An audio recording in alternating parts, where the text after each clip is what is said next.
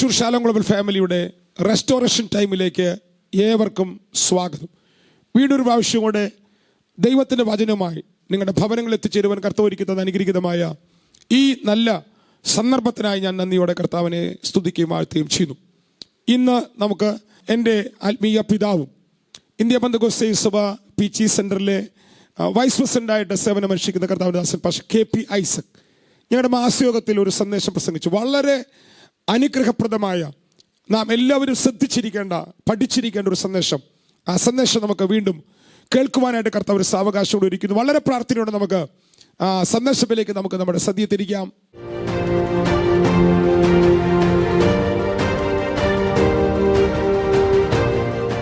ദൈവനാമത്തിന് മഹത്വമുണ്ടാകട്ടെ. അനുഗ്രഹിക്കപ്പെട്ട ഈ നല്ല സന്ദർഭത്തിനായി ഞാൻ ദൈവത്തെ സ്തുതിക്കുകയും ദൈവത്തെ മഹത്വപ്പെടുത്തുകയും ചെയ്യുന്നു.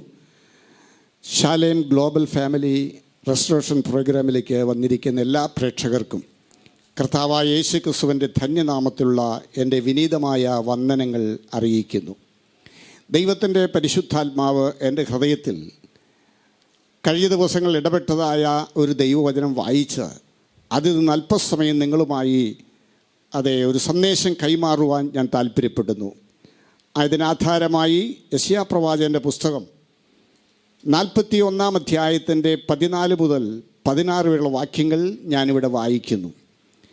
പുഴുവായ യാക്കോബേ, ഇസ്രയേൽ പരീക്ഷയെ ഭയപ്പെടേണ്ട, ഞാൻ നിന്നെ സഹായിക്കും എന്ന് യഹോവ അരുളി ചെയ്യുന്നു.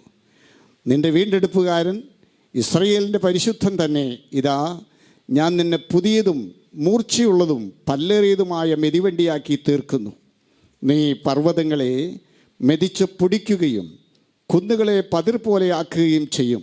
നീ അവയെ പാറ്റും, കാറ്റ് അവയെ പറപ്പിച്ചു കൊണ്ടുപോകും, ചുഴലിക്കാറ്റ് അവയെ ചിതറിച്ചു കളയും.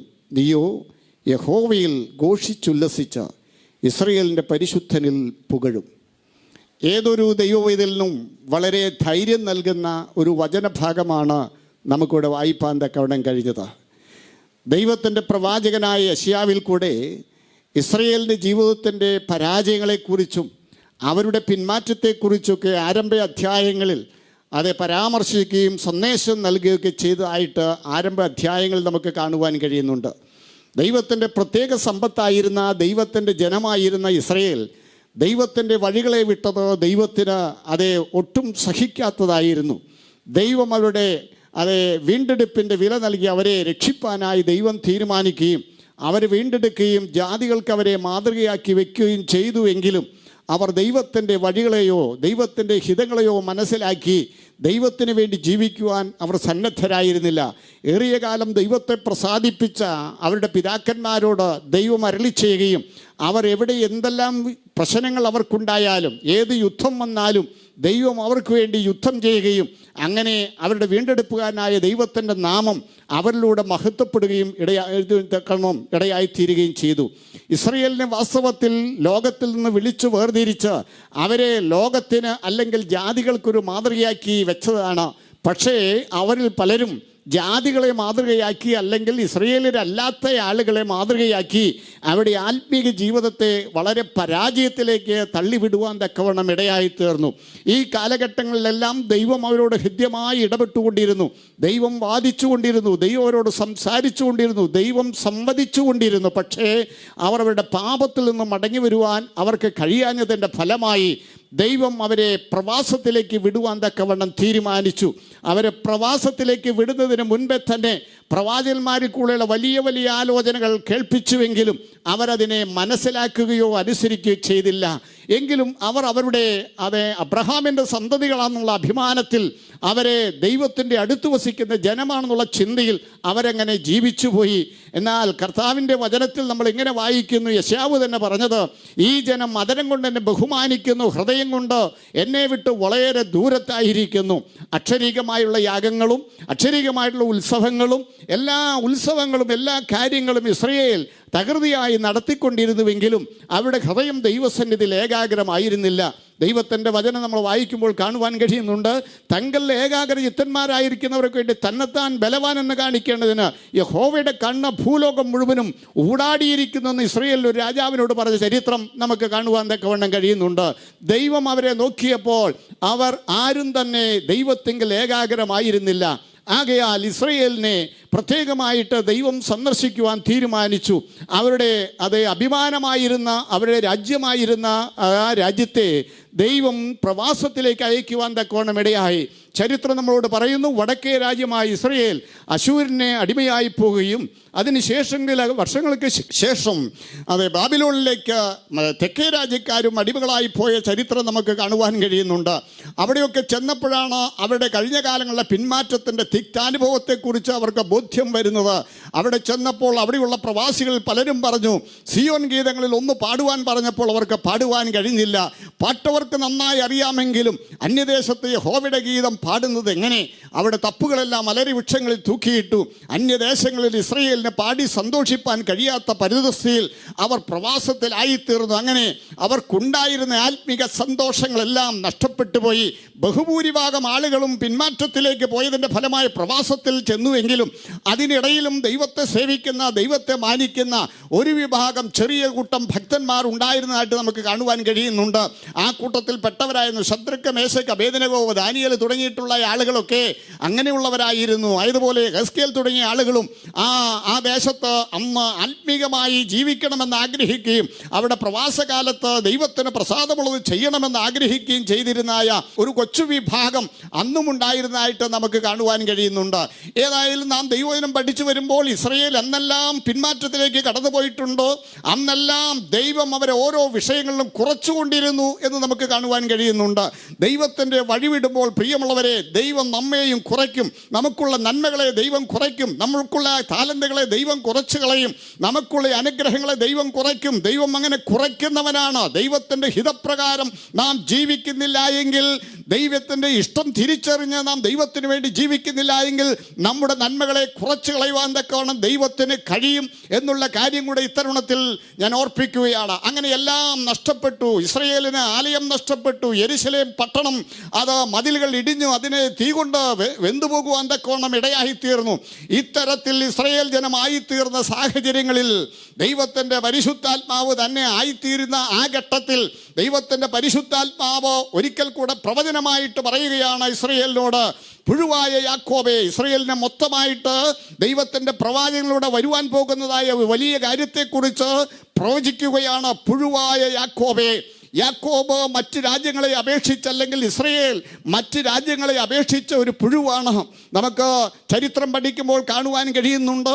ഈജിപ്തിനെയും അശൂരിനെയും അതുപോലെ തന്നെ ബാബിലോണിനെയും ഒക്കെ ഒരു പ്രത്യേക മഹാനക്കരത്തോടും വിദ്രുത സർപ്പത്തോടും രഹബിനോടും ഒക്കെ ചിത്രീകരിച്ചുകൊണ്ട് അതിലുള്ള പ്രതീകങ്ങൾ, അല്ലെങ്കിൽ ദൈവത്തെ അനുസരിക്കാത്തതായ, ദൈവത്തോട് മത്സരിക്കുന്ന പ്രതീകങ്ങളായി ഈ രാജ്യത്തെയൊക്കെ ഒരു പ്രത്യേക സർപ്പത്തോട് പ്രതീകമായി പറഞ്ഞിരിക്കുന്നത് നമുക്ക് കാണുവാൻ കഴിയുന്നു. മഹാനക്രമെന്നും വിദ്രുത സർപ്പമെന്നും ലിവ്യാദാൻ എന്നും അതിനെ വിളിക്കാറുണ്ട്. ഈജിപ്തിനെ ദൈവം പരിചയപ്പെടുത്തുന്നത് രഹബ് എന്ന ഒരു സർപ്പത്തെ ഉദ്ദേശിച്ചുകൊണ്ടാണ്. അതിനകത്ത് പുരാണങ്ങളിൽ നമുക്ക് ഐതിഹ്യങ്ങളിൽ കാണുവാൻ കഴിയുന്നത് അവരുടെ ദേവനായ മാർദുക്കിനോട് മത്സരിച്ച ഒരു മഹാസർപ്പമുണ്ട്. അതുകൊണ്ട് അവരുടെ ഐതിഹ്യങ്ങളിൽ വൈദ്യുത സർപ്പം എന്ന് പറഞ്ഞാൽ അത് മത്സരികളും വമ്പ് പറയുന്നതുമായിട്ടുള്ള അതിനെ ചിത്രീകരിക്കുന്നതാണ്. അങ്ങനെയുള്ളൊരു മഹാനക്രത്തിൻ്റെ മുൻപിൽ, അങ്ങനെയുള്ള സാമ്രാജ്യങ്ങളുടെ മുൻപിൽ, അങ്ങനെയുള്ള വലിയ ആ സർപ്പത്തിൻ്റെ മുൻപിൽ ഇസ്രായേലെ എണ്ണത്തിൽ നീ ചുരുങ്ങിപ്പോയിരിക്കുന്നു, നീ കുറഞ്ഞു പോയിരിക്കുന്നു. നിന്നെ സഹായിപ്പാൻ ആരുമില്ലാതിരിക്കുന്ന ഈ സാഹചര്യത്തിൽ, നീ ഒരു പുഴുവായിരിക്കുന്ന ഈ അനുഭവത്തിൽ ദൈവമായ കർത്താവ് നിന്നോട് പറയുന്നു, നീ പുഴുവാണ്. ലോകത്തിൻ്റെ മുൻപിൽ നീ ആരുമില്ലാത്തവനാണ്. ലോകത്തിന് മുൻപിൽ നീ മെജോറിറ്റിയില്ല, വെറും മൈനോറിറ്റിയാണ്. ഈ വലിയ സാമ്രാജ്യങ്ങളുടെ മുൻപിൽ നീ തകർക്കപ്പെട്ടവനാണ്, ഒന്നുമില്ലാത്തവനാണ്. പക്ഷേ ഞാൻ നിന്നെ ശക്തീകരിക്കും. ഞാൻ നിന്നെ ഈ മഹാനഗരങ്ങളെ, ഈ വലിയ സാമ്രാജ്യങ്ങളെ തകർത്ത് പൊടിയാക്കുവാനുള്ള എല്ലാ അധികാരവും തന്ന് ഞാൻ നിന്നെ അനുഗ്രഹിക്കും. അതുകൊണ്ട് നീ ഭയപ്പെടേണ്ട. ആളുകൾ എണ്ണത്തിൽ കുറവാണെന്ന് കരുതി നീ ഭയപ്പെട്ടു പോകേണ്ട. ആരും നിന്നെ സഹായിപ്പാൻ ഇല്ലെന്ന് കരുതി നീ ഭയപ്പെടേണ്ട. യഹോവയായ ദൈവം നിന്റെ വീണ്ടെടുപ്പുകാരനാണ്. ഞാൻ നിന്നെ ഉപയോഗിക്കുവാൻ പോകുകയാണ്. ലോകത്തിന്റെ മുൻപിൽ നീ വലിയവനല്ല, ലോകത്തിന്റെ മുൻപിൽ നീ ശക്തനല്ല, ലോകത്തിന്റെ മുൻപിൽ നീ ആരുമല്ല. അതേ, സാമ്രാജ്യങ്ങളുടെ മുൻപിൽ നീ ഏതുമില്ലാത്തതാണ്. സൈന്യമില്ലാത്ത, രാജാവില്ലാത്ത, പുരോഹിതനില്ലാത്ത, ആലയമില്ലാത്ത, എല്ലാം നഷ്ടപ്പെട്ടു പോയതായ ഒരു മൈനോറിറ്റിയായി അന്യദേശത്ത് അടിമയെ പോലെ കഴിയുന്ന നീ ഭയപ്പെടേണ്ട. ഞാൻ നിന്നോട് കൂടെയുണ്ട്. ഞാൻ നിന്നെ ഈ സാമ്രാജ്യങ്ങളുടെ നടുവിൽ ഞാൻ നിന്നെ ശക്തമായി ഉപയോഗിക്കുവാൻ പോകുന്നു. ഇതാ, ഞാൻ നിന്നെ പുതിയതും മൂർച്ചയുള്ളതും പല്ലേറിയതുമായ ഒരു മെതിവണ്ടിയാക്കി തീർക്കുന്നു. പർവ്വതങ്ങളെ മെതിച്ച് പൊടിക്കുകയും കുന്നുകളെ പതിർ പോലെയാക്കുകയും ചെയ്യുന്നു എന്നാണ് ഈ പറഞ്ഞതിൻ്റെ അർത്ഥം. നമുക്കറിയാം, ഇവിടുത്തെ പർവ്വതങ്ങളെ സംബന്ധിച്ചുള്ള ഈ വിഷയം അത് ഒരു പ്രത്യേക കാര്യത്തിന് പ്രതീകമായി നിൽക്കുകയാണ്. അത് മറ്റൊന്നുമല്ല, ഈ സാമ്രാജ്യങ്ങളിലെ അധികാരികളെ ഉദ്ദേശിക്കുകയാണ്. ഇസ്രയേലിൽ ആലയം പണിയുവാനായിട്ട് ദൈവത്തിൻ്റെ പ്രേരണയാൽ മതിൽ പണിയുവാനും ആലയം പണിയുവാനും ഒക്കെ കടന്നു വന്നായ ചരിത്ര പുരുഷന്മാരെ നമുക്ക് നെഹമ്യാവിലും എസ്രായേലൊക്കെ കാണുവാൻ കഴിയുന്നുണ്ട്. അവർ കടന്നു വന്ന് അവർ ദൈവത്തിൻ്റെ ആലോചന പ്രകാരം മതിലുകളെ പണിതപ്പോൾ സൻബല്ലത്തും തോബിയാവോ അവർക്കെതിരായിരുന്നു. സെരുബാബലിന്റെ നേതൃത്വത്തിൽ ആലയത്തിന് അടിസ്ഥാനം ഇട്ട് കഴിഞ്ഞപ്പോൾ അതിനെ എതിര് പറയുവാനും അതിനെ ആ ആലയത്തിൻ്റെ പണി മുടക്കുവാനും എന്തൊക്കെ വണ്ണം ചില പ്രത്യേക അസൂയാലുക്കൾ രാജാവിൻ്റെ മുൻപാകെ ചെന്ന് സാക്ഷ്യം പറഞ്ഞ്, കള്ളസാക്ഷ്യം പറഞ്ഞ് ദൈവത്തിൻ്റെ ജനത്തിൻ്റെ ആലയത്തിൻ്റെ പണിയെ മുടക്കുവാൻ ഒരു പരിധിവരെ കഴിഞ്ഞു. അങ്ങനെ ഇരിക്കുമ്പോൾ യെരുശലേമിലായിരുന്നായ പ്രിയ സെരുബാബേലിനോട് പറയുകയാണ്, സെരുബാബേലിന് മുൻപിലുള്ള മഹാപർവ്വതമേ, നീ ആര്? നീ സമഭൂമിയായി തീരും എന്ന് പറഞ്ഞാൽ രാജാവിൻ്റെ കൽപ്പന സെരുബാബേലിനൊരു വലിയ പർവ്വതമായിരുന്നു. ദൈവത്തിൻ്റെ ആലയത്തിൻ്റെ പണി തടസ്സം കൂടാതെ നടത്തുവാൻ കഴിയാതെ വണ്ണം ഈ കൽപ്പന ഒരു വലിയ തടസ്സമായി, ഒരു മഹാപർവ്വതമായി സെരുബാബേലിന് മുൻപിൽ നിന്നിരുന്നു. ആയതുകൊണ്ട് രാജാക്കന്മാരുടെ വലിയ കൽപ്പനകളോ അല്ലെങ്കിൽ രാജകിങ്കരന്മാരുടെ വലിയ പ്രതികൂലങ്ങളോ നിന്നെ ബാധിക്കുകയില്ല. നീ ആ ആലയത്തിന് അടിസ്ഥാനം ഇട്ടുവെങ്കിൽ നീ തന്നെ അതിൻ്റെ പണി പൂർത്തീകരിക്കുമെന്ന് ദൈവം സെരുബാബേലിനോട് പറയുന്ന ഒരു ഭാഗമാണ് നമുക്കവിടെ കാണുവാൻ കഴിയുന്നുണ്ട്. അവിടെ നമ്മൾ മനസ്സിലാക്കേണ്ടത് പർവ്വതങ്ങളും കുന്നുകളും എന്താണ്? സാമ്രാജ്യത്വത്തിൻ്റെ അധികാരികളെ കുറിച്ച് കാണിക്കുകയാണ്. സെരുബാബേലേ, നീ ഭയപ്പെടേണ്ട. ഇസ്രയേലേ, നീ ഭയപ്പെടേണ്ട. ഞാൻ നിന്നെ വീണ്ടെടുത്തിരിക്കുകയാണ്. രാജാക്കന്മാരുടെ വലിയ കൽപ്പനകൾ, രാജാക്കന്മാരുടെ വലിയ വലിയ പ്രതികൂലങ്ങൾ, പ്രതിസന്ധികൾ, നിന്നെക്കുറിച്ച് ദൈവം ആഗ്രഹിച്ചതായ ആഗ്രഹത്തിന് വിരുദ്ധമായി അത് വ്യാപരിക്കുന്ന എല്ലാവിധമായ കൽപ്പനകളെയും തകർത്ത് തരിപ്പണമാക്കുവാൻ തക്കവണ്ണം ഞാൻ നിന്നോട് കൂടെയുണ്ടെന്ന് സെരുബാബേലിനെ ഓർപ്പിച്ച് ഉണർത്തുന്ന ചരിത്രമാണ് നമുക്കിവിടെ അവിടെ മനസ്സിലാക്കുവാൻ തക്കവണ്ണം കഴിയുന്നത്. അതുകൊണ്ട് ഇസ്രയേലിന് മുൻപിൽ ആ കാലങ്ങളിൽ ചരിത്രം നമ്മൾ പഠിക്കുമ്പോൾ അനവധിയായിട്ടുള്ള പ്രയാസങ്ങളും പ്രതിസന്ധികളും ചരിത്രത്തിൽ ഉണ്ടായിട്ടുണ്ട്. മൊർദെഖായിയുടെ കാലം വന്നപ്പോൾ നമുക്കറിയാം, ഹാമാൻ അവരെ മുഴുവനായിട്ട് നശിപ്പിക്കുവാൻ ശ്രമിച്ചു. ഹല്ലേലൂയ, എണ്ണത്തിൽ ചുരുങ്ങിയവരായിരുന്നു. അവിടെ നിന്ന് പിന്നെയും ചരിത്രം പോകുമ്പോൾ നമുക്കിങ്ങനെ കാണുവാൻ കഴിയുന്നു. അന്ത്യോക്യോസ് എപ്പിഫാനോസിന്റെ കാലം വന്നപ്പോൾ അതിഭയങ്കരമായ പീഡനങ്ങൾ ദൈവജനത്തിനുണ്ടായി. അന്ത്യോക്യോസ് എപ്പിഫാനോസ് ഇപ്രകാരം പറയുകയുണ്ടായി, എല്ലാ മതങ്ങളുടെയും ആചാരങ്ങൾ മാറ്റണം, എല്ലാ മതങ്ങളും ഒരു മതമായി മാറണം, വിജാതിയുടെ മതത്തെ പോലെ തന്നെ എല്ലാ ജാതികളുമായി തീരണം, ഇസ്രയേലടക്കം അങ്ങനെ ആയിത്തീരണം. പരിച്ഛേദനയുടെ ചിഹ്നം നിർത്തൽ ചെയ്യുവാൻ അന്ത്യോക്യോസ് എപ്പിഫാനോസ് കൽപ്പന കൊടുത്തു. ഇസ്രയേലിൻ്റെ ഏറ്റവും വലിയ ദൈവവുമായിട്ടുള്ള ഉടമ്പടിയുടെ പ്രതീകമാണ് പരിച്ഛേദന എന്നുള്ളത്. അവൻ്റെ ശരീരത്തിൽ ദൈവം കൊടുത്തിരിക്കുന്ന അടയാളമാണ് പരിച്ഛേദന. ദൈവവും അവനുമായിട്ടുള്ള ഉടമ്പടിയുടെ ഒരു അടയാളമാണ്. അബ്രഹാമിൽ തുടങ്ങി അവർ ചെയ്തിട്ടുള്ള ഈ കാര്യങ്ങൾ എല്ലാ പ്രവാസകാലങ്ങളിലും പ്രവാസികളും അത് ചെയ്തുകൊണ്ടിരുന്നു. എന്നാൽ അന്ത്യോക്യോസ് എപ്പിഫാനോസിന്റെ കാലം വന്നപ്പോൾ സകലവരും ഒരു മതമായി മാറണം, രാജാവിൻ്റെ മതത്തോട് അനുഭാവമുള്ളവരായി അനുകൂലമുള്ളവരായി തീരണം എന്നുള്ള കൽപ്പന പുറപ്പെടുവിപ്പാൻ തക്കവണ്ണം ഇടയായി തീർന്നു. അതുകൊണ്ട് പരിച്ഛേദന നിർത്തൽ ചെയ്യുവാൻ രാജാവ് കൽപ്പന പുറപ്പെടുവിച്ചു. അതുമാത്രമല്ല, യാഗപീഠം പണിത് യാഗപീഠത്തിൽ ഇസ്രയേലിന് ദൈവം കൊടുത്തതായ യാഗവസ്തുക്കളെ മറിച്ച് അതിനെ അശുദ്ധമാക്കുന്ന യാഗമൃഗങ്ങളെ യാഗമർപ്പിക്കുവാൻ സന്നദ്ധരാകണമെന്ന് രാജാവ് കൽപ്പന പുറപ്പെടുവിച്ചു.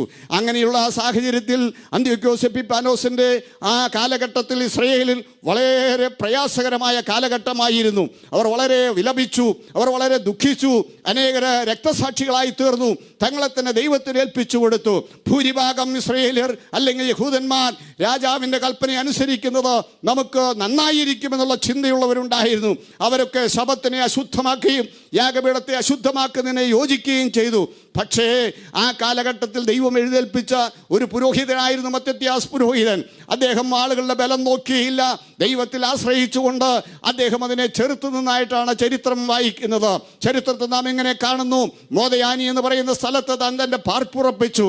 തൻ്റെ മക്കളുമായിട്ട് താൻ വിശുദ്ധിക്ക് വേണ്ടി നിൽക്കുവാൻ, വേർപാടിന് വേണ്ടി നിൽക്കുവാൻ ചരിത്രത്തിൽ അതേ അവരുടെ അന്തകന്മാരായിട്ടുള്ളതായ രാജാക്കന്മാരും കിങ്കരന്മാർക്കുമെതിരെ ദൈവവചനത്തിൻ്റെ പ്രമാണത്തിന് വേണ്ടി നിൽക്കുവാൻ ആ മത്തത്യാസ് പുരോഹിതന്റെ മക്കളെ ഉപദേശിച്ചു. ഒരു വലിയ പ്രതിസന്ധിയുടെ നടുവിൽ അവരായി തീർന്നു.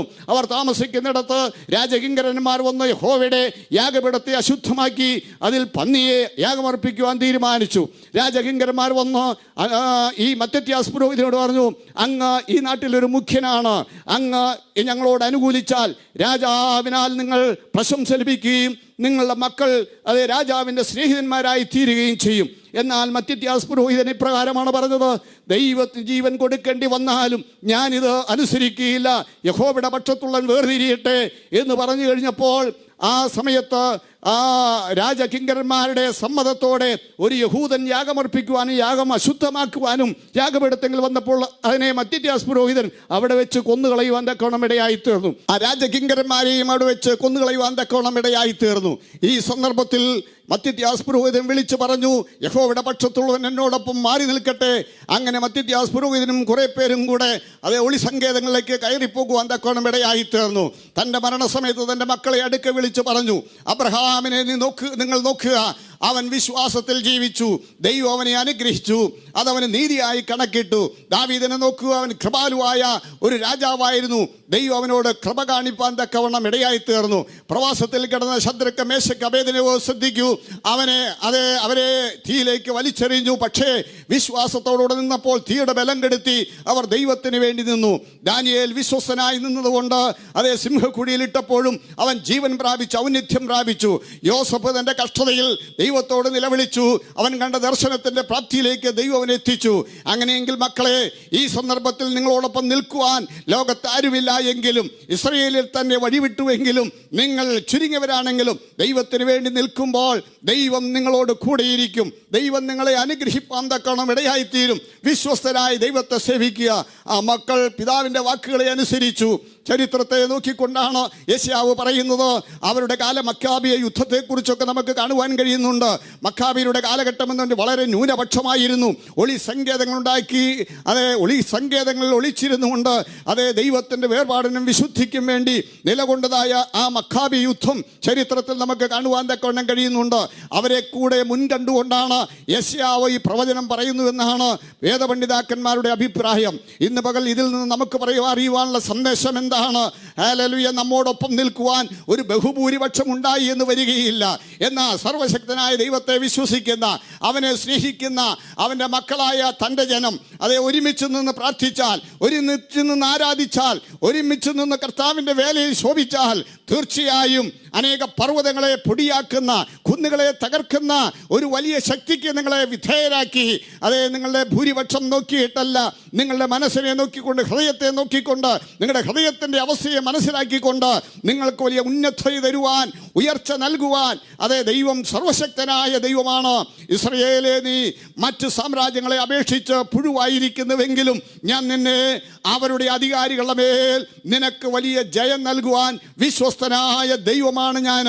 ഇന്ന് പകൽ ഇവിടെ വന്നിരിക്കുന്ന എന്നെ കേൾക്കുന്ന മാന്യ പ്രേക്ഷകരോട് ഞാൻ പറയുന്നു, ജീവിതത്തിൽ നമുക്കെതിരെ വരുന്നതായ എല്ലാ അന്ധകാര ശക്തിയുടെ പ്രവൃത്തികളുടെ മേലും, നിനക്കെതിരെ ഉയരുന്നതായ സാമൂഹിക രാഷ്ട്രീയമായിട്ടുള്ള എല്ലാ പോരുകളുടെ മേലും ദൈവത്തിന് നിന്നെ ജയം നൽകി അനുഗ്രഹിപ്പാൻ തക്കവണ്ണം കഴിയുമെന്നുള്ള കാര്യത്തിന് യാതൊരു തർക്കവുമില്ല. നാം ജഡത്തിൽ സഞ്ചരിക്കുന്നവരെങ്കിലും ജഡപ്രകാരം പോരാടുന്നവരല്ല. നമ്മുടെ പോരിൻ്റെ ആയുധങ്ങളോ ജഡീകങ്ങളല്ല. കോട്ടകളെ ഇടിപ്പാൻ ദൈവസന്നിധിയിൽ ശക്തിയുള്ളവ തന്നെയാണ്. ആകയാൽ ഇന്ന് പകലിൽ ദൈവസന്നിധി വന്നിരിക്കുന്ന എൻ്റെ പ്രേക്ഷകരോട് എനിക്ക് പറയുവാനുള്ളത്, ജീവിതത്തിൽ ഏത് പ്രതിസന്ധിയെയും തരണം ചെയ്യുവാൻ ആവശ്യമായ കൃപ പുഴുവായ നമുക്ക് നമ്മെ അനുഗ്രഹിപ്പാൻ അവൻ വിശ്വസ്തനായ ദൈവമാണ്. അവൻ്റെ സന്നിധിയിൽ വന്നിരിക്കുന്ന ഹല്ലേലൂയ, നിങ്ങളുടെ ജീവിതത്തിൽ ദൈവത്തിന് പ്രവർത്തിപ്പാൻ കഴിയാത്തൊരു കാര്യവുമില്ല. അസാധ്യങ്ങളെ സാധ്യമാക്കുന്ന ദൈവം, വൻ രാജാക്കന്മാരുടെ ഹൃദയങ്ങളെ മാറ്റുന്ന ദൈവം, അധികാരികളുടെ ഹൃദയങ്ങൾക്ക് മാറ്റം വരുത്തുന്ന ദൈവം, നിന്റെ വിഷയങ്ങൾ ദൈവസന്നിധിയിൽ അർപ്പിക്കുമ്പോൾ ഇന്ന് പകലിൽ നിങ്ങൾക്ക് വേണ്ടുന്നതായ വിടുതൽ തന്ന് നിങ്ങളെ അനുഗ്രഹിപ്പാൻ ശക്തനായ ദൈവമാണ് നമ്മുടെ ദൈവം. നിങ്ങളുടെ മുൻപിലുള്ള മഹാപർവ്വതം ഏതുമാകട്ടെ, ഏത് അധികാരിയുടെ ഒപ്പാകട്ടെ, ഏത് ആളുകളുടെ എന്ത് തടസ്സങ്ങളാകട്ടെ, അവയെല്ലാം നീക്കുവാൻ തക്കവണ്ണം, അവയെ തകർക്കുവാൻ തക്കവണ്ണം, അവയെ പൊടിയാക്കുവാൻ തക്കവണ്ണം ദൈവം നിങ്ങളെ ബലപ്പെടുത്തുന്ന ദൈവമാണെന്ന് ഇന്ന് പകൽ ഈ സന്ദേശത്തിലൂടെ നിങ്ങളോട് പറയുവാൻ ഞാൻ താല്പര്യപ്പെടുകയാണ്. ഈ പകൽ എന്നെ കേൾക്കുന്ന പ്രേക്ഷകരെ, ദൈവമായ കർത്താവിൻ്റെ പാദപീഠത്തിലേക്ക് നമുക്ക് അടുത്തു വരാം. അവൻ നല്ലവനല്ലോ, അവൻ്റെ ദയ എന്നേക്കുമുള്ളത്. അവൻ നിങ്ങൾക്ക് യുദ്ധത്തിൽ ജയം നൽകുന്ന ദൈവമാണ്. ദൈവത്തിൻ്റെ നാമത്തിൽ ആത്മിക യുദ്ധങ്ങൾ ചെയ്ത് ജയം പ്രാപിപ്പാൻ ദൈവം നമ്മളെ സഹായിക്കുമാറാകട്ടെ. നിന്റെ നന്മയ്ക്കെതിരെ, നിന്റെ ഉയർച്ചയ്ക്കെതിരെ, ഹല്ലേലൂയ, നിന്റെ ഏതെല്ലാം വിഷയങ്ങൾക്ക് തടസ്സമായി നിൽക്കുന്ന ഏത് തടസ്സങ്ങളുണ്ടോ ആ തടസ്സങ്ങളെ മുഴുവനും തകർത്ത് പൊടിയാക്കുവാൻ കഴിയുന്ന ദൈവത്തിൻ്റെ പാദപീഠത്തിലാണ് നാം ഇന്ന് വന്നിരിക്കുന്നത്. വീണ്ടും ഞാൻ ദൈവത്തെ മഹത്വപ്പെടുത്തുകയാണ്, ദൈവത്തെ സ്തുതിക്കുകയാണ്. ചരിത്രങ്ങളിലേക്ക് നാം തിരിഞ്ഞു നോക്കുമ്പോൾ തന്നെ നമുക്ക് ലഭിക്കുന്ന, നമ്മുടെ പ്രിയപ്പെട്ടവർക്ക് ലഭിച്ച അനവധി വിജയങ്ങളെ ഓർക്കുമ്പോൾ നമ്മുടെ ഹൃദയത്തിൽ ദൈവം നമുക്ക് ധൈര്യം നൽകുകയും ബലം നൽകുകയും ചെയ്യുകയാണ്. ഗോലിയാത്തിന്മേൽ ദാവീദിനുണ്ടായ വിജയം, യഹൂദയ്ക്ക് ഇസ്രയേലിന്മേലുണ്ടായ ജയം, അങ്ങനെ ഒത്തിരി ഒത്തിരി യുദ്ധങ്ങളിൽ ദൈവം കൊടുത്ത വലിയ വിജയങ്ങൾ. എന്തിനേറെ പറയുന്നു, ഈ കഴിഞ്ഞ നാളുകളിൽ തന്നെ, ഈ കഴിഞ്ഞ ചില വർഷങ്ങൾക്ക് മുമ്പേ ലോകമഹായുദ്ധത്തിന് ശേഷം ഇസ്രയേലിന് ദൈവം രാഷ്ട്രം അത് കൊടുത്തപ്പോൾ ദൈവം അവർക്ക് കൊടുത്തതായ വലിയ വിജയങ്ങൾ, ഇങ്ങനെ എന്നിത്യാദി കാര്യങ്ങളിലേക്കൊക്കെ നാം തിരിഞ്ഞു നോക്കുമ്പോൾ നമ്മുടെ വിഷയങ്ങൾ ഏതുമല്ലാത്തതാണ്. ഇന്ന് നാം അഭിമുഖീകരിക്കുന്ന വിഷയങ്ങൾ അത്രത്തോളം വലുതല്ല. അല്ല, ഇനി അതുപോലെ തന്നെയുള്ളതാണെങ്കിൽ തന്നെയും നമുക്കൊരു വലിയ വിജയം കർത്താവായ യേശുക്രിസ്തുവിന്റെ നാമത്തിൽ ലഭ്യമാകുമെന്ന് യാതൊരു സംശയമില്ല. ആകയാൽ ഈ ദിവസങ്ങളിൽ ഉണർന്ന് നമുക്ക് കർത്താവിന് വേണ്ടി ശോഭിക്കാം, അവൻ്റെ വചനത്തിൽ നമുക്ക് വിശ്വസിക്കാം, അവനായി നമുക്ക് കാത്തിരിക്കാം. അവൻ നമുക്ക് മറുപടി ഒന്ന് അനുഗ്രഹിക്കേണ്ടതിനായി അതേ പ്രത്യാശയോടെ കാത്തിരിക്കാം. ദൈവമായ കർത്താവ് അതിനൊക്കെ നമ്മളെ സഹായിക്കുമാറാകട്ടെ. ആകയാൽ അല്പസമയം നമുക്ക് ദൈവത്തെ സ്തുതിക്കാം, നമ്മെ തന്നെ ദൈവത്തിൻ്റെ കരങ്ങളിലേക്ക് ഏൽപ്പിച്ചു കൊടുക്കാം. കർത്താവ് എന്നെ അനുഗ്രഹിക്കുമാറാകണമേ, കർത്താവ് എന്നെ സഹായിക്കുമാറാകണമേ. പർവ്വതങ്ങളെ പിടിക്കുന്ന, കുന്നുകളെ തകർക്കുന്ന, അതേ അല്ലെങ്കിൽ ഒരു മെതിവണ്ടിയാക്കി എന്നെ തീർക്കുമാറാകണമേ. എന്നെ തകർക്കുമെന്ന് വാദിക്കുന്ന വിഷയങ്ങളുടെ നടുവിൽ എനിക്ക് ജയം നൽകുമാറാകണമേ. എൻ്റെ മുൻപിൽ അതേ നീക്കുവാൻ കഴിയാത്തതായ പർവ്വത സമാനമായ പ്രശ്നങ്ങളെ നിന്റെ നാമത്തിൽ ഞങ്ങൾ മുന്നോട്ട് ചെല്ലുമ്പോൾ എന്നെ വിടുവിക്കുമാറാകണേ. ദൈവത്തോട് നമുക്ക് പ്രാർത്ഥിക്കാം. ഈ പകൽ നിങ്ങൾക്ക് വേണ്ടി പ്രാർത്ഥിപ്പാൻ ഞാൻ ആഗ്രഹിക്കുന്നു. കർത്താവേ, പ്രിയ പിതാവേ, നിന്റെ ജനത്തെ നീ അനുഗ്രഹിക്കുമാറാകണമേ. ഈ സന്ദേശത്തിലൂടെ സന്ദേശം കേട്ടതായ എല്ലാ വ്യക്തികളെയും നിന്റെ കരങ്ങളിലെ കേൾപ്പിക്കുകയാണ്. അവരുടെ ജീവിതത്തിൻ്റെ മുൻപിലുള്ള സകല പ്രതിസന്ധികളെയും നിന്റെ കരങ്ങളിലെ, രോഗമാകുന്ന പ്രതിസന്ധിയാകട്ടെ, സാമ്പത്തികമാകുന്ന പ്രതിസന്ധിയാകട്ടെ, ശാരീരികമാകുന്ന പ്രതിസന്ധിയാകട്ടെ, മാനസികമാകുന്ന പ്രതിസന്ധിയാകട്ടെ, അവർക്ക് നീക്കുവാൻ കഴിയാത്ത ഒരു പർവ്വതം പോലെ അവിടെ മുൻപിൽ നിൽക്കുന്നുവെങ്കിൽ ഇന്ന് പകൽ നിന്റെ അധികാരമുള്ള നാമത്തിൽ, യേശുക്രിസ്തുവിന്റെ അധികാരമുള്ള നാമത്തിൽ അത് നീങ്ങിപ്പോകുവാൻ അടിയങ്ങൾ കൽപ്പിച്ച് പ്രാർത്ഥിക്കുകയാണ്. നിന്റെ ജനത്തിന് കർത്താവേ വലിയ വിടുതലുകൾ നൽകുമാറാകണമേ പ്രാർത്ഥിക്കുന്നു. ആളുകളുടെ പെരുപ്പത്തിലല്ല, ഞങ്ങളുടെ ഒരുക്കമനുസരിച്ച് ഞങ്ങളെ അനുഗ്രഹിക്കുന്ന ദൈവത്തിൻ്റെ കരങ്ങളിലേക്ക് ഞങ്ങളെ സമർപ്പിക്കട്ടെ. ഞങ്ങളുടെ പ്രാർത്ഥന കേട്ടതുകൊണ്ട് ഞങ്ങൾ നിനക്ക് സ്തോത്രം ചെയ്യുന്നു. പിതാവിൻ്റെയും പുത്രൻ്റെയും പരിശുദ്ധാത്മാവിൻ്റെ നാമത്തിൽ പ്രേക്ഷകരെ അനുഗ്രഹിച്ചടിയൻ പ്രാർത്ഥിക്കുന്നു.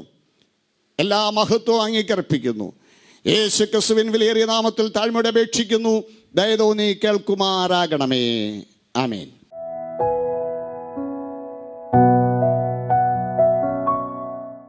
നമുക്ക് ഒരുമിച്ച് വീണ്ടും പ്രാർത്ഥിക്കാം. കർത്താവ് നമ്മളെ കേൾപ്പിച്ച ദൈവവചനങ്ങളെ ധ്യാനിച്ചുകൊണ്ട് നമുക്ക് ഒരുമിച്ച് ദൈവത്തോട് പ്രാർത്ഥിക്കാം. ശൂന്യതകളെ മാറ്റുന്ന കർത്താവ്, അവസ്ഥകളെ മാറ്റുന്ന കർത്താവ്, നമ്മെ ഘട്ടം ഘട്ടമായി പണിത് ക്രിസ്തുവിനെ പോലെ വളർത്തുന്ന കർത്താവ്, വിശ്വാസത്തിൽ വളർത്തുന്ന കർത്താവ്, അഭിഷേകത്തിൽ വളർത്തുന്ന കർത്താവ്, ദ റിലം ഓഫ് ഗ്ലോറിയിൽ വളർത്തുന്ന കർത്താവ്, ആ കർത്താവിൻ്റെ കരങ്ങളിലേക്ക് നമുക്ക് നമ്മെ തന്നെ ഏൽപ്പിച്ചു കൊടുത്തുകൊണ്ട് പ്രാർത്ഥിക്കാം. സ്വർഗീയ പിതാവേ, ഞങ്ങളെ കേൾപ്പിച്ച നല്ല വചനങ്ങൾക്കായി സ്തോത്രം ചെയ്യുകയാണ്. അങ്ങയുടെ മക്കളെ അങ്ങ് ഇന്ന് രാവിലെ വീണ്ടും അങ്ങയുടെ വചനത്താൽ സ്പർശിച്ചല്ലോ. അങ്ങയുടെ മക്കളെ വീണ്ടും പണിയേണ്ടവനായി ഞങ്ങൾ അങ്ങയോട് പ്രാർത്ഥിക്കുന്നു കർത്താവേ. ഈ വചനം കേട്ട ഓരോ കുടുംബങ്ങളുടെ മേലും അങ്ങയുടെ സാന്നിധ്യവും അങ്ങയുടെ ശക്തിയും അങ്ങയുടെ മഹത്വവും അങ്ങ് തുറക്കുവാൻ ഞങ്ങൾ ഇപ്പോൾ അങ്ങയോട് പ്രാർത്ഥിക്കുകയാണ് കർത്താവ്. അവരെ തൊടുമ കൃപയ്ക്കായി ഞങ്ങൾ നന്ദിയോടെ സ്തോത്രം ചെയ്യുകയാണ്. ഇപ്പോൾ രോഗികളായിരിക്കുന്നവർക്ക് ഞങ്ങൾ പ്രാർത്ഥിക്കുന്നു. അങ്ങയുടെ അടിപ്പിണരുകളാൽ സംഭവിച്ചിരിക്കുന്ന സൗഖ്യം ഇപ്പോൾ അവരിൽ തുറക്കുവാൻ ഞങ്ങൾ പ്രാർത്ഥിക്കുകയാണ്. ജീവിതത്തിൽ വിഭിന്ന സ്വഭാവങ്ങളുടെ അടിമത്തത്തിൽ ജീവിക്കുന്നവർക്ക് വേണ്ടി ഞങ്ങൾ പ്രാർത്ഥിക്കുന്നു. ഏത് അടിമത്തങ്ങളെ പൊളിക്കുന്ന കർത്താവിന്റെ കരം, ക്രിസ്തുവായിട്ട് ചേർന്ന് ജീവിപ്പിക്കുന്ന ദൈവത്തിന്റെ വചനത്തിലേക്ക് അവരെ മടത്തുന്ന ആത്മസാന്നിധ്യം ഈ മുറികളിൽ തുറക്കുവാൻ ഞങ്ങൾ അവർക്ക് വേണ്ടി പ്രാർത്ഥിക്കുക. ഞങ്ങൾ ഓരോ കുടുംബങ്ങളെയും അനുഗ്രഹിച്ച് പ്രാർത്ഥിക്കുകയാണ്. സ്വർഗ്ഗവരെ ഒരു അനുഗ്രഹമാക്കുന്നതിനായി സ്തോത്രം ചെയ്യുകയാണ് കർത്താവ്. നിത്യയുടെ വെളിപ്പാട് അങ്ങ് ഇവർക്ക് കൊടുക്കുന്നതിനായി ഞങ്ങൾ നന്ദി പറയുകയാണ്. മഹത്വം കുഞ്ഞാടിന്. പ്രാർത്ഥന ഘടനായി സ്തോത്രം യേശു ക്രിസ്തുവിന്റെ നാമത്തിൽ തന്നെ. ആമേൻ, ആമേൻ, ആമേൻ. പ്രാർത്ഥനകൾക്കും കൗൺസിലിംഗുമായിട്ട് താഴെ കാണുന്ന നമ്പറുകളിൽ ഞങ്ങളുമായിട്ട് ബന്ധപ്പെടുക. ഏത് സമയത്തും നിങ്ങളെ സഹായിപ്പാൻ ഞങ്ങൾ സന്നദ്ധരാണ്. പുതിയ നിയമ വെളിപ്പാടുകളിൽ ഞങ്ങളോട് ഒരുമിച്ച് കർത്താവിനെ ആരാധിക്കുകയും ദൈവവചനത്താൽ പണിയപ്പെടുകയും സുവിശേഷാത്മാവിൽ കർത്താവിൻ്റെ വരവിന് വേണ്ടി ഒരുക്കപ്പെടുവാൻ നിങ്ങൾ താല്പര്യപ്പെടുന്നെങ്കിൽ നിങ്ങളെ ഞങ്ങൾ ഞങ്ങളുടെ ആരാധനാ സെക്ഷനിലേക്ക് കർത്തനാമത്തിൽ സ്വാഗതം ചെയ്യുന്നു. തൃശ്ശൂർ ടൗണിൽ ഷാലോം ഗ്ലോബൽ ഫാമിലി ഹാളിൽ വെച്ച് എല്ലാ ഞായറാഴ്ചയും രാവിലെ 8 മണി മുതലും വൈകിട്ട് 7 മണി മുതലും പ്രാർത്ഥനകൾ, ആരാധനകൾ, ദൈവവചന ശുശ്രൂഷകൾ, രോഗികൾക്കായിട്ടുള്ള പ്രാർത്ഥനകൾ എല്ലാം നടത്തപ്പെടുന്നു. നിങ്ങളെ ഞങ്ങൾ കർത്തനാമത്തിൽ ആരാധനാ സെക്ഷനിലേക്ക് സ്വാഗതം ചെയ്യപ്പെടുന്നു. ഈ ആരാധനയിൽ നിങ്ങൾക്ക് നേരിട്ട് പങ്കെടുക്കുവാൻ സാധ്യമല്ല. പക്ഷെ നിങ്ങൾക്ക് പങ്കെടുക്കണമെന്നൊരു ആഗ്രഹമുണ്ടെങ്കിൽ സൂം മീറ്റിങ്ങിലൂടെ ഞങ്ങളോട് ഈ ആരാധനയിൽ പങ്കെടുക്കുവാൻ നിങ്ങൾക്ക് സാവകാശമുണ്ട്. ഞങ്ങളുടെ സൂം ID താഴെ എഴുതി കാണിക്കുന്നുണ്ട്. ആ സൂം IDയിൽ കൂടെ നിങ്ങൾക്ക് ഈ ആരാധന സെക്ഷനിൽ പങ്കെടുക്കാം. കൂടാതെ കൊറോണ ആരംഭിച്ചപ്പോൾ ചർച്ചുകളെല്ലാം അടയപ്പെട്ട സന്ദർഭത്തിൽ ഞങ്ങളൊരു ഓൺലൈൻ ചർച്ച് ആരംഭിക്കുവാൻ ഇടയാത്തു. എല്ലാ ദിവസവും രാവിലെ 5:30 മണി മുതൽ 6:30 മണി വരെയും വൈകിട്ട് 7:30 മണി മുതൽ 9:30 വരെയും സൂമിലൂടെ ദൈവവചന ശുശ്രൂഷകളും പ്രാർത്ഥനകളും ആരാധനകളും നടത്തപ്പെടുന്നു. സൂം ID താഴെ എഴുതി കാണിച്ചിട്ടുണ്ട്. നിങ്ങൾക്ക് ദൈവവചനത്തിൽ വളരുവാനായിട്ട് ആത്മാവിൽ പ്രയോജനപ്പെടുവാൻ താല്പര്യമുള്ളവർ ആ സൂം IDയിലൂടെ സൂം മീറ്റിങ്ങിൽ പങ്കെടുക്കാവുന്നതാണ്. കൂടാതെ ഷാലോം ഗ്ലോബൽ ഫാമിലിയുടെ ബൈബിൾ കോളേജ് എല്ലാ ചൊവ്വാഴ്ചയും വ്യാഴാഴ്ചയും പകൽ 10:15 മുതൽ 11:30 മണി വരെ ബൈബിൾ കോളേജ് ക്ലാസ്സുകളായിട്ട് നടത്തപ്പെടുന്നു. ഇപ്പോൾ പുതിയ നിയമം പഠിപ്പിച്ചുകൊണ്ടിരിക്കുകയാണ്. താല്പര്യമുള്ള ബൈബിൾ കോളേജ് ചേർന്ന് ബൈബിൾ പഠിക്കുവാൻ താല്പര്യമുള്ളവർക്ക് ഞങ്ങളുമായിട്ട് ബന്ധപ്പെടാവുന്നതാണ്. ഈ സന്ദേശങ്ങളുടെ പൂർണ്ണ രൂപങ്ങൾ നിങ്ങൾക്ക് കേൾക്കുവാൻ താല്പര്യമുണ്ടെങ്കിൽ ഞങ്ങളുടെ ഷാലോം ഗ്ലോബൽ ഫാമിലിയുടെ യൂട്യൂബ് ചാനൽ നിങ്ങൾ സന്ദർശിക്കുക. ആ യൂട്യൂബ് ചാനലിൽ നിങ്ങൾക്ക് ഈ സന്ദേശങ്ങളുടെ വിശദമായ ക്ലാസ്സുകൾ നിങ്ങൾക്ക് ലഭ്യമാണ്. കൂടാതെ ഞങ്ങളുടെ വെബ്സൈറ്റ് സന്ദർശിക്കുക. വെബ്സൈറ്റിൽ നിങ്ങൾക്ക് ഇതിൻ്റെ വിശദാംശങ്ങൾ ലഭ്യമാണെന്നുള്ള കാര്യം കൂടി ഓർപ്പിക്കുന്നു. ലോകവ്യാപകമായി സുവിശേഷ സത്യങ്ങൾ പ്രചരിപ്പിക്കുന്ന ഷാലോം ഗ്ലോബൽ ഫാമിലിയുടെ മീഡിയ മിനിസ്ട്രിക്ക് ഏറിയ ചെലവുകളുണ്ട്. നിങ്ങൾക്ക് ഈ ശുശ്രൂഷയിൽ പങ്കാളികളാകുവാൻ താല്പര്യമെങ്കിൽ, ഈ എപ്പിസോഡുകൾ സ്പോൺസർ ചെയ്യുവാൻ താല്പര്യമുണ്ടെങ്കിൽ, അല്ല ഞങ്ങളുടെ വടക്കേന്ത്യൻ മിഷൻ ഫീൽഡുകളെ നിങ്ങൾക്ക് സഹായിപ്പാൻ താല്പര്യമുണ്ടെങ്കിൽ താഴെ കാണുന്ന നമ്പറുകളിൽ ഞങ്ങളുമായിട്ട് കോൺടാക്ട് ചെയ്യുക. നിങ്ങൾക്ക് അതിനുള്ള സാവകാശമുണ്ട്. വിശ്വസ്തയോടെ ഞങ്ങളെ കാര്യങ്ങൾ കൈകാര്യം ചെയ്തതായിരിക്കും. അടുത്ത ആഴ്ച ഇതേ ചാനൽ ഇതേ സമയത്ത് വീണ്ടും കാണാം. അതുവരെയും കർത്താവ് തന്റെ ചെറുകനെ മറക്കട്ടെ. ഷലോം.